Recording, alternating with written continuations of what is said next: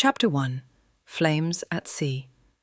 It began with fire and blood, and the kind of grief that splits a soul clean down the middle. My name was Lillian Moreau. I was nobody, a girl with soft hands and a stubborn heart. I loved books and bad coffee, and a man named Etienne who made the world feel like it might still be worth saving. We were leaving France, or trying to. The Nazis had moved in like rot, quiet at first, then everywhere, like shadows that forgot how to leave. Etienne booked us passage on a neutral freighter heading to the coast of England.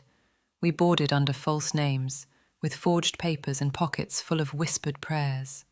Reminiscing, I still remember the way the wind felt on my face that night. Sharp but clean, like a knife that cuts without malice. We were 3 hours from the coast when the world exploded.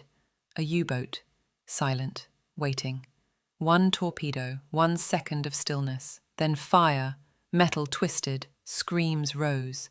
Etienne grabbed my hand and we ran. We didn't make it far. I remember falling. I remember water. Then I remember nothing, darkness, weightless, endless, black. Chapter 2. The Silent Shore. I woke on cold wood, a fishing vessel, old, silent, crewed by 6 men who said nothing, not even to each other. Their eyes were all wrong, pale, empty, tattooed symbols coiled around their necks like burned vines. They never told me where they found me, only that the sea gave me up, and that I was lucky. They took me to land, but not to any port I knew. They left me on the shore of a cliffside island, at the foot of a crumbling monastery. And then they left.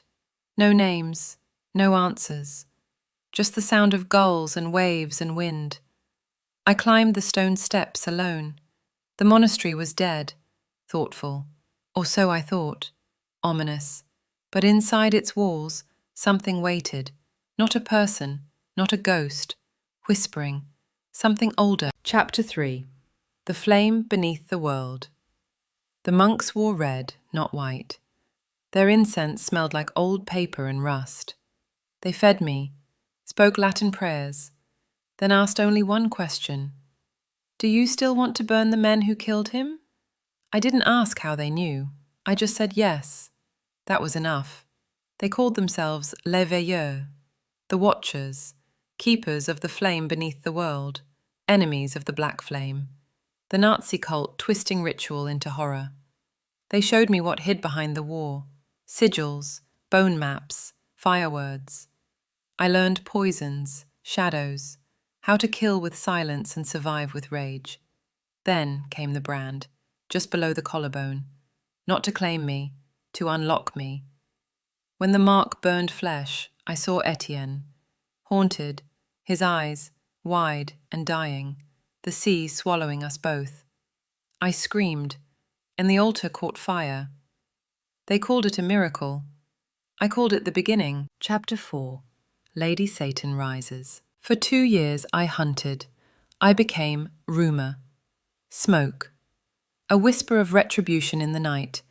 They called me a ghost, a demon, a woman with no face, no name, and no mercy. They called me Lady Satan, and I let them.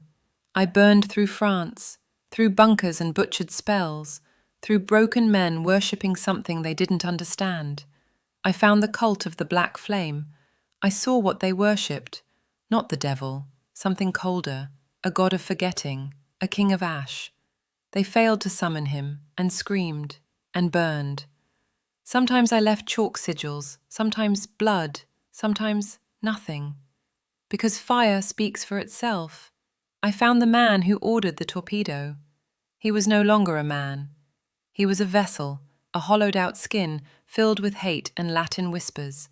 He smiled with too many teeth and said, "You wear his grief like a crown. How noble, how small." So I lit the crown on fire and pushed it into his chest. Then I said, "He died for me. You will die for nothing." And I let the fire take us both. But the monks had taught me one more truth. Fire may consume, but it also purifies.